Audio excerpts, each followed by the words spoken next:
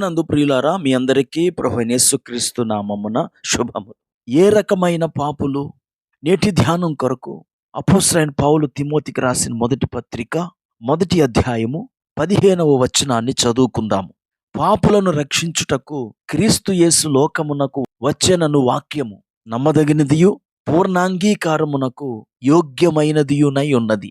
అమెరికాలో గొప్ప వ్యాపారవేత్త అయిన సామ్యుయల్ కాల్గేట్ సభ్యుడిగా ఉన్న సంఘము వారు సువార్త సభలను ఏర్పాటు చేసి యేసుక్రీస్తు పాపులను రక్షిస్తాడు అని సువార్త చెప్పారు. ఒకనాటి సభలో ఒక వేశ్య ముందుకు వచ్చి గట్టిగా ఏడుస్తూ తన పాపాలను ఒప్పుకుంటూ తన ఆత్మను రక్షించవలసిందిగా ప్రభువును ప్రార్థిస్తోంది.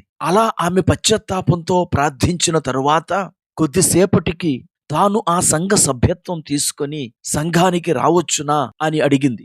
ఆ సంఘ బోధకుడు ఆమె ప్రశ్నకు జవాబివ్వటానికి కొంత సందేహించాడు. ఎందుకంటే ఆమె వేశ్య అని అక్కడున్న వారికి ఆ బోధకునికి కూడా తెలుసు. కొన్ని క్షణాల పాటు ఆ నిశ్శబ్దం ఎంతో భారంగా గడిచింది. చివరికి ఆ సంఘములోని ఒక సభ్యుడు లేచి ఆమె విషయమై నిర్ణయం తీసుకునే చర్యను వాయిదా వేయవలసిందిగా కోరాడు. ఆ సమయంలో కాల్గేట్ లేచి నిలబడి, మనము ఈ సువార్త సభలను ఏర్పాటు చేసే ముందు పాపులను రక్షించమని దేవుణ్ణి ప్రార్థించటంలో పొరపాటు చేశాము.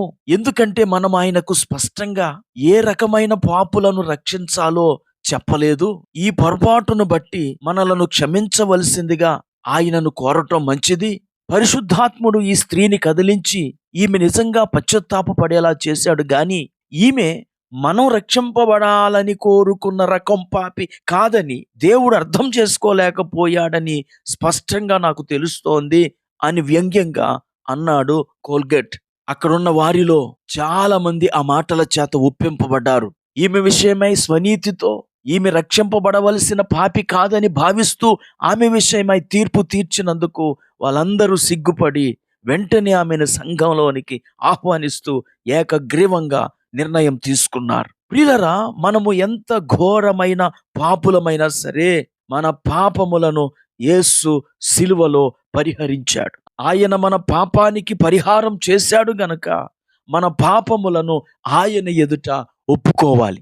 మొదటి యోహాను పత్రిక మొదటి అధ్యాయము 9వ వచనంలో మన పాపములను మనము ఒప్పుకొనిన ఎడల ఆయన నమ్మదగిన వాడును నీతిమంతుడును గనుక ఆయన మన పాపములను క్షమించి సమస్త దుర్నీతి నుండి మనలను పవిత్రులనుగా చేయును అని వ్రాయబడి ఉన్నది. ఏ పాపము కొరకు యేసు చనిపోయాడు, ఏ పాపాన్ని యేసు సిలువలో పరిహరించాడు, అది ఏ రకమైన పాపమైనా మన ప్రతి పాపమును యేసు పరిహరించుటకై తన రక్తాన్ని కార్చాడు. మొన్నటి వరకు మనము క్రిస్మస్ సందేశాలను విన్నాం.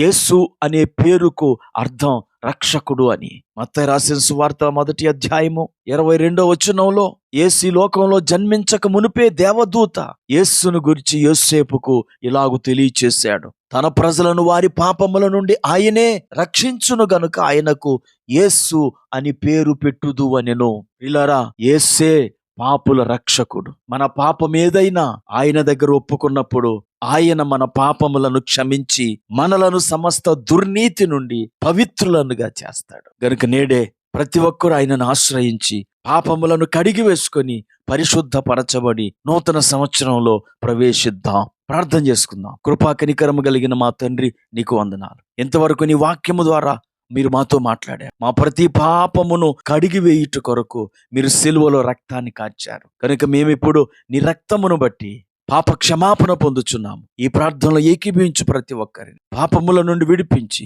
పవిత్రపరిచి నూతన సంవత్సరంలోనికి ప్రవేశపెట్టమని యేసుక్రీస్తు నామమున ప్రార్థించి వేడుకుంటున్నాము. ఆమేన్.